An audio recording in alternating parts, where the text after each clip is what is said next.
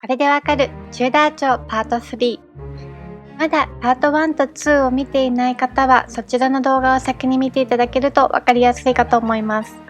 この動画はチューダー町最後の王エリザベス1世のお話です。黄金時代のヒロインヘンリー8世とアン・ブーリンの娘です。一つ前の女王メアリー1世は宗教問題でたくさんの人を虐殺し、ブラッディ・メアリーと呼ばれるほど国民から嫌われていました。そして次の女王エリザベスに期待が集まっていました。彼女がまずしたことは宗教改革。イングランド国教会を復活させ、礼拝の仕方などを統一する統一法を発布。表向きこのルールに従わなくてはいけないのですが、実際には信仰の自由を許す寛容政策をしたことで、内政問題であったカトリックとプロテスタントの対立を収束させました。そして次に取り組んだのが外交問題です。他のヨーロッパの国の人たちからプロポーズを受けますが、これを曖昧に返答します。なぜかというと、結婚の可能性があるうちはイングランドに侵略をしてこないと読んでいたからです。初めのうちは良かったのですが、相手もバカではありません。気を引き続けるのも限界がありました。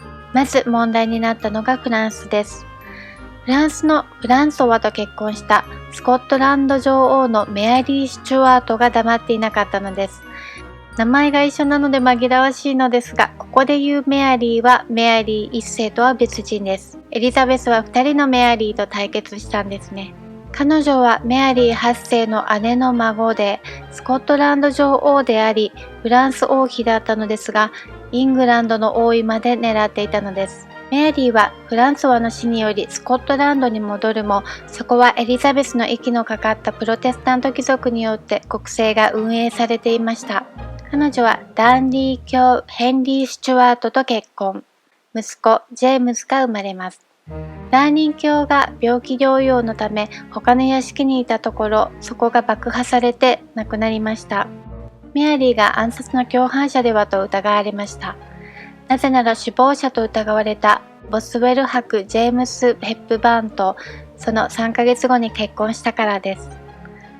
そしてメアリーは息子ジェームスをスコットランド貴族に奪われ、本人は退位。イングランドに逃亡します。なんとライバルのエリザベスを頼ったのです。エリザベスは彼女をイングランドの城に軟禁することにしました。軟禁といってもとても自由で優雅な暮らしができました。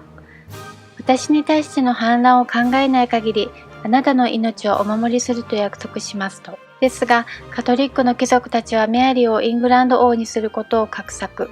それがエリザベスのスパイ組織にバレ、メアリー処刑の話が出る。エリザベスは最初はそれに反対していましたが、エリザベス範囲の陰謀に関与したと思われるメアリー自筆の手紙が見つかり、斬首刑になりました。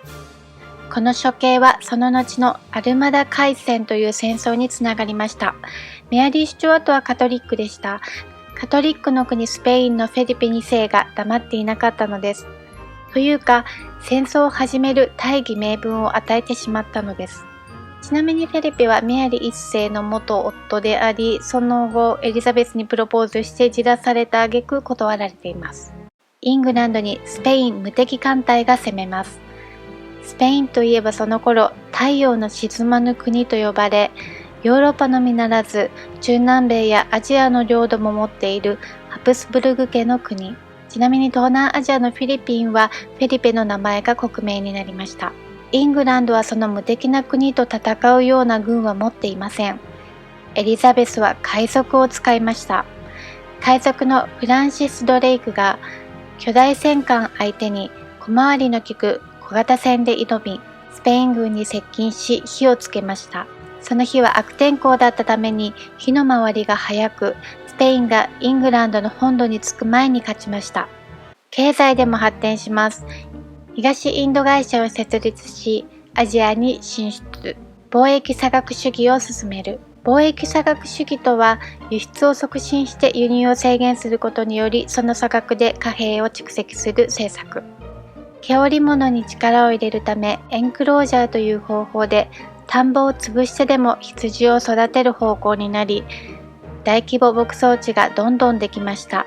それによって農民が叩き出され、大量のホームレスが生まれてしまったんですけどね。このように経済、内政、外交、軍事、文化とあらゆる改革を行い、後に大英帝国と呼ばれる国の基盤を作り上げたのです。エリザベスは誰とも結婚しませんでした。その理由は諸説あります。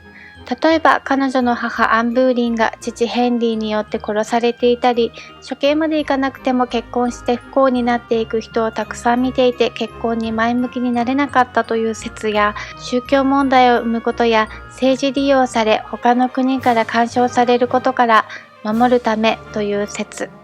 彼女は国家と結婚しましたと言い、バージンクイーンと呼ばれました。でも恋はしていたようですよ。その中でも特に深い付き合いだったのが幼なじみのロバート・ダドリーです。晩年は農業の不作によるインフレやアイルランドにおける軍事作戦の失敗などで長い間うつ病に悩まされます。1603年69歳でこの世を去る。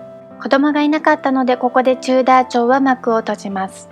この後はメアリー・スチュワートの息子、スコットランド国王ジェームス6世がイングランドの王位を継承し、スチュワート朝に変わります。こちらの絵をご覧ください。作者は不明です。後ろに書かれているのはスペインの無敵艦隊。これはアルマダ海戦の勝利を祝うためのエリザベスの肖像画です。とても豪華なドレス、散りばめられた宝石たち。メアリー・スチュワートに負けないように派手にしていたという説もありますが、イングランドが繁栄したことを表現するためだったとも言われています。ただ厚化粧やウィッグは天然痘を患ったことがあり、肌や髪がボロボロになっていたのを隠すためだったそうです。イングランド女王として自分をどう演出するのがいいか考えていたんでしょうね。お疲れ様でした。パート1からパート3までちょっと長くなってしまいましたが、波乱万丈のチューダー朝いかがだったでしょうか。キャラの濃い人が多すぎですよね。